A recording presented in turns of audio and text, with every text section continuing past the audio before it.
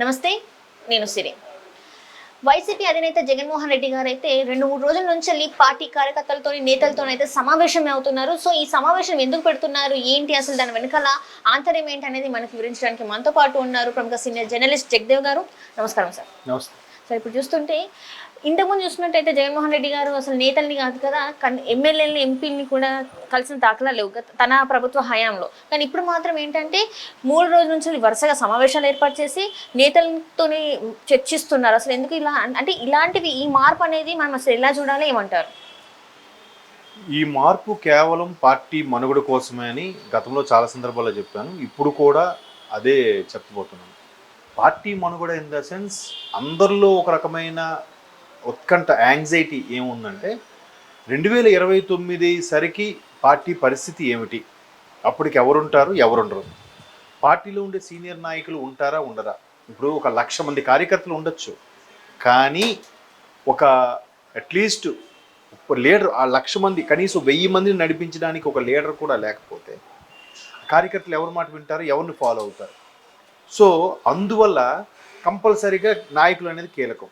So Jaganmohan Reddy గారు గత 2 రోజులుగా చేస్తున్నది ఏంటంటే ముందుగా మాజీ మంత్రుల్ని కంపల్సరీగా పిలిచి వాళ్ళతో సమావేశం ఏర్పాటు చేసుకుంటున్నారు. ఆ మాజీ మంత్రులతో పాటు నెక్స్ట్ ఎమ్మెల్యేలు, మాజీ ఎమ్మెల్యేలు, ఆ తర్వాత సెకండ్ కేటగిరీ లీడర్లను కూడా పిలిపించుకొని సమావేశాలు ఏర్పరచుకుంటున్నారు. ఎందుకంటే ఒకవైపు కూటమి ప్రభుత్వం వచ్చింది, ఎలా వచ్చింది, బంపర్ మెజార్టీతో వచ్చేసింది. అంటే దరిదాపుల్లో కూడా లేదు, అటు ప్రతిపక్ష హోదా కూడా లేకుండా అయిపోయింది. పోనీ ఉన్న వాళ్ళైనా స్థిరంగా ఉన్నారంటే వాళ్ళు కూడా పక్క చూపులు చూస్తున్నారు ఆ 11 మందిలో. తర్వాత కీలకమైన నేతలు, కుటుంబ సభ్యులుగా భావించే నేతలు ఒక్కొక్కరుగా పార్టీని వీడుతున్నారు. ఎమ్మెల్సీలు అవ్వచ్చు, మాజీ ఎమ్మెల్యేలు అవ్వచ్చు, బాలినేని లాంటి వారు అవ్వచ్చు. అసలు ఎప్పుడో తల్లి చెల్లి ఎప్పుడో బయటకు వచ్చేసారు. ఇప్పుడు ప్రభుత్వం లేదు కాబట్టి, ప్రభుత్వం ఉన్నప్పుడు కూడా చాలామంది విసురులు కసురులు అయ్యాయి, బయటికి చెప్పలేదు, చెప్తే ఎందుకులే ఇష్యూ అని చెప్పి కామ్గా ఊరుకున్నారు. ఎప్పుడైతే గవర్నమెంట్ వెళ్ళిపోయిందో ఒక్కొక్కరు వేలెత్తి చూపించడం స్టార్ట్ చేశారు. జగన్మోహన్ రెడ్డి గారు బయటకు వస్తే బాగుండేది, జగన్మోహన్ రెడ్డి గారు ఎప్పుడు తాడేపల్లి ప్యాలెస్కే పరిమితం అయ్యారు, జగన్మోహన్ రెడ్డి గారు కనీసం మాట్లాడిన చెప్తే బాగుండేది, జగన్మోహన్ రెడ్డి గారు కనీసం మనం చెప్పింది వింటే బాగుండేది. ఇట్లా అందరూ ఒక్కొక్కరుగా, ఇప్పుడు కరణం ధర్మశ్రీ గారు, జక్కంపూడి రాజా గారు, ఒకరేంటి చాలా మంది ఒక్కొక్కరుగా బయటకు వచ్చి వాళ్ళ విషయాలన్నీ తెలియజెప్పడం. అరే ఇంకా ఫస్ట్ కేటగిరీ కాకుండా సెకండ్ కేటగిరీకి కూడా ఎందుకు జగన్మోహన్ రెడ్డి గారు ప్రయారిటీ ఇస్తున్నారంటే, ఫస్ట్ కేటగిరీ వాళ్ళు ఆల్రెడీ ఒక్కొక్కరు జారుకుంటున్నారు. సో ఇంకా సెకండ్ కేటగిరీ వాళ్ళనైనా గ్రిప్లో పెట్టుకోకపోతే, నాయకుడు అనేవాడు లేకపోతే, ఆ 1,00,000 మందినో 1000 మందినో నడిపించే ఒక బలమైన నాయకుడు, ఒక శాసించే నాయకుడు కావాలి. వాడు ఉంటేనే కదా నెక్స్ట్ ఎలక్షన్స్ వరకు పార్టీ ఉంటుందో ఉండని పరిస్థితి. ఒకవేళ ఉన్నా నిలబడి పవర్ఫుల్గా నిలబడి గెలిపించుకునే సత్తా ఉన్న నాయకుడు ఉండాలిగా. సో అందుకోసం ఆయన తాపత్రయపడుతూ మరలా ఒకప్పుడు కలవడానికి వెళ్తే వెయిట్ చేపించి లేదని పంపించేసే నాయకుడు ఈరోజు పిలిపించి మరి అవసరమైతే వాళ్ళతో పర్సనల్గా ఫోన్లో మాట్లాడి మరి కూడా సమావేశాలు ఏర్పరుస్తున్నారట. పైగా టార్గెట్ ఏంటంటే కూటమి ప్రభుత్వం ప్రతిపక్షం వీళ్ళ మీద, ప్రత్యర్థుల మీద పట్టించుకోవట్లేదు. ఎంతసేపు డెవలప్మెంటు, రాష్ట్ర ఆర్థిక పరిస్థితి, రాష్ట్రంలో ఉండే ప్రజల మౌలిక సదుపాయాలు, రాష్ట్రంలో ఉండే ఇబ్బందులు, లేదంటే ఎక్కడైనా దురాఘాతాలు జరిగినా వాళ్ళని కంట్రోల్ చేయడం, సీసీ కెమెరాలు పెట్టడం, ప్రభుత్వానికి సంబంధించిన కంపెనీలు తీసుకురావడం, అభివృద్ధి చేయడం, రెవెన్యూ జనరేట్ చేయడం, ఇదే కాన్సెప్ట్లో ఉంది. వీళ్ళు ఎంత గొంతు చించుకుని విమర్శలు చేస్తున్నా పట్టించుకోవట్లే. 100 రోజుల పాలన కూడా ఏం లేదు అని అంటున్నా కూడా ఏం పట్టించుకోవట్లేదు. ఎందుకు పట్టించుకోవట్లేదంటే ముందేమన్నారు, వాలంటీర్లు తీసుకోకపోతే పెద్ద యుద్ధమే జరుగుతుంది, అంతా స్తంభింపు చేస్తాం, ప్రతి ఒక్క వాలంటీరు అని చెప్పి వాలంటీర్లు కూడా మాట్లాడారు. ఈరోజు ఉన్న వాలంటీర్లతోనే పెన్షన్ 30వ తేదీ సాయంత్రం కల్లా ఇచ్చేస్తున్నారు. వైసీపీ ఉన్నప్పుడు 1వ తేదీన వెళ్ళేది, వీళ్ళు 30వ తేదీ సాయంత్రం అవసరం అనుకుంటే ఆ ఏరియా ప్రజాప్రతినిధులు ఏంటి, ఎమ్మెల్యేలు కానీ, ఎంపీటీసీలు, జడ్పీటీసీలు కానీ, మిగతా రెవెన్యూ ఎంప్లాయీస్తో కూడా పెన్షన్లు ఇప్పించేస్తున్నారు. మరి ఇబ్బంది ఎక్కడ కలుగుతుంది? తర్వాత ఈ 6 పథకాల మీద టార్గెట్ పెట్టి మాట్లాడుతున్నా కూడా ఒక్కొక్కటిగా విడతల వారీగా ఒక్కొక్కటిగా చేసుకుంటూ వస్తున్నారు. వీళ్ళని అసలు టార్గెట్ చేయట్లేదు, పట్టించుకోవట్లేదు. ఎందుకు వీళ్ళు ఎందుకు అంతగా మాట్లాడుతున్నారంటే, వీళ్ళని టార్గెట్ చేసి న్యూస్లో వస్తే కదా అమ్మ పలానా నాయకుడు వార్తల్లో ఉన్నాడంటే ప్రజలకు గుర్తుంటాడు, లేకపోతే గుర్తుండదు కదా. అధినేత జగన్మోహన్ రెడ్డి గారి వ్యవహారమే వాళ్ళ సొంత ఛానళ్ళు, సొంత పేపర్లో తప్ప మిగతా దగ్గర ఎక్కడ ఎక్కడో చివరి పేజీకో లాస్ట్ పేజీకో పరిమితం అయిపోతుంది ఆయన ఆర్టికల్. మరి అలాంటప్పుడు ఆయనకే ఆ పరిస్థితి ఉన్నప్పుడు తోటి నాయకులకి, ఆ పార్టీలో మిగతా నాయకుల పరిస్థితి ఏంటి అంటే ఏం చెప్తారు? ఎవరూ లేరు, ఎవరు గట్టిగా మాట్లాడట్లేదు.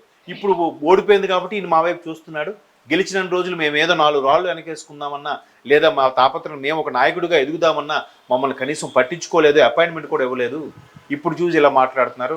ఒకవేళ ఈయన్నే నాయకుడినే ప్రశ్నిద్దాం అనుకుని వెళ్ళినా నాకేం సంబంధం లేదు, అంతా సజ్జల రామకృష్ణారెడ్డి గారు, ధనుంజయ రెడ్డి గారే చేశారని చెప్పేస్తున్నారు. అది కరెక్ట్ కాదు కదా. వాళ్ళు ఏదో చేశారు, వాళ్ళ వర్క్ బిజీగా అవ్వడం, ధనుంజయ రెడ్డి గారు సజ్జల గారు ఏదో బిహేవ్ చేశారు. ఈయన కనీసం ఆఫీస్కి ఎవరెవరు వస్తున్నారు, ఎవరెవరు కలిశారు, ఇవాళ అపాయింట్మెంట్లు ఏంటి, అది కదా చూసుకోవాలి కదా. అలా కూడా చూసుకోలేదు. సో ఇటువంటి నేపథ్యంలో ఆయన అందరి నాయకులు పిలిపించుకొని మరి సమావేశం ఏర్పరచుకొని మీరు కూటమి ప్రభుత్వం మీద అటాక్ చేయండి, అవసరమైతే లేని అబద్ధాలను కూడా సృష్టించి ఆర్గ్యూ చేయండి. అలా చేయడం వల్ల ప్రజల్లో వాళ్ళ పేరు నానుతూ ఉంటుంది, న్యూస్లో వాళ్ళ పేరు వస్తూనే ఉంటుంది. మోర్ ఓవర్ వైసీపీ అనేది ఉంది అని జనాల్లో రిజిస్టర్ అవ్వాలి. అది వాళ్ళ కాన్సెప్ట్. గుడ్ ఆర్ బ్యాడ్ జనాల్లోకి వెళ్ళిపోవాలి. ఇప్పుడు లడ్డు వివాదమే ఉంది, వాళ్ళు ఏమంటున్నారు, లడ్డు వివాదంని 100 రోజుల యొక్క పరిపాలన గురించి మాట్లాడితే లడ్డు వివాదం డైవర్ట్ చేశారు అని అంటున్నారు. లడ్డు వివాదం డైవర్ట్ చేశారు, దాంట్లో మీరేమన్నారు, సింపుల్గా అని నిజంగా లడ్డు వివాదం మీద డైవర్ట్ చేస్తే మీరెందుకు డైవర్ట్ అవ్వాలి? పుచ్చకాయలు దొంగంటే మీరెందుకు భుజాలు తడుముకుంటున్నారు? అవసరం లేదు కదా. ఎవడైనా కానీ ఇటువంటి టీటీడీ దేవస్థానం వ్యవహారంలో, తిరుమల వెంకటేశ్వర స్వామి వ్యవహారంలో ఎవడు తప్పు చేసినా వాడిని వదలొద్దు, మా పార్టీ వాడిని సరే శిక్షించండి ఒక మాట అనేవచ్చు కదా. అలా అనట్లేదు కదా. తప్పు జరగలేదు, కల్తీ జరగలేదు, అందులో కొవ్వే లేదు, ఇవన్నీ మీకు ఎవరు చెప్పమన్నారు? మేము అన్నా మీరు అందులో హ్యాండ్ ఉందని మేము అన్నామా? ఐ మీన్ కూటమి వాళ్ళు అన్నారా? అనలేదు కదా. మీరెందుకు జబ్బలు తెరుచుకుంటున్నారు? అంటే మీకు అందులో ఇన్వాల్వ్మెంట్ ఉందా? సో దాన్ని పక్కన పెట్టేసి మీరు 100 రోజుల పరిపాలన మీద ప్రశ్నించండి. ప్రశ్నించే ధైర్యం సరిపోవట్లేదు. ఇప్పుడు ఈయన కూడా గవర్నమెంట్ 2019లో గవర్నమెంట్ వచ్చిన వెంట నుంచే స్టార్ట్ చేసి లేదు. ఈయన కూడా ఒక 6 నెలలు టైం తీసుకున్నాడు. 3 నెలలకు ఒక పథకం స్టార్ట్ చేశాడు, 4 నెలలకు ఒక స్టార్ట్ చేశాడు, 6 నెలలకు ఒక పథకం స్టార్ట్ చేశారు ఆయన. మరి ఇక్కడ కూడా అలాగే అవుతుంది కదా. మొత్తం రాష్ట్రం అంతా తుడిచిపెట్టుకుపోయిన తర్వాత ఈ పథకాలు ఇవ్వట్లేదు, అవి ఇవ్వట్లేదు అంటే రెవెన్యూ ఎక్కడి నుంచి వస్తుంది? రెవెన్యూ జనరేట్ అయితే పెన్షన్లు, జీతాలు, పథకాలు, మౌలిక సదుపాయాలు, రోడ్లు, రవాణా అన్నీ నడుస్తాయి. ఇవేవి లేకుండా ఎక్కడి నుంచి వచ్చేస్తాయి? ఇది చాలదన్నట్టు ఇంకా లిక్కర్ స్కాములు, ఇసుక స్కాములు ఎక్కడ జరిగాయి? అక్కడికి దేవస్థానం సంబంధించిన కూడా జరుగుతున్నాయి. సో అవన్నీ వీళ్ళు నిజంగా కూటమి ప్రభుత్వాలు కక్ష సాధింపుగా బిహేవ్ చేస్తే ఈ 100 రోజుల పరిపాలనలో 100 ఇంటూ ఇంకో 100 మంది, సుమారుగా 10,000 మంది నాయకులు లోపల ఉండాలి. రోజుకు 100 మంది చొప్పున వేసుకున్నా కూడా, లేదా రోజుకు ఒక్కడి నాయకుని వేసుకున్న 100 మంది లోపల ఉండాలి. అట్లా చేయట్లేదు కదా. వాళ్ళ పని వాళ్ళు చేసుకెళ్ళిపోతున్నారు.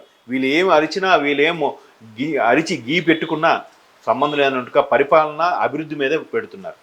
సో అందుకు ఎక్కడ ఆదరణ తగ్గుతుందో, ఎక్కడ పార్టీని ప్రజలు మర్చిపోతారని భయంకి అందరిని పిలిపించి ఈయన మీటింగుల మీద మీటింగులు వాళ్ళకి మోటివేట్ చేయడం అది చేస్తున్నారు. Right sir, right. Thank you so much sir. Thank you.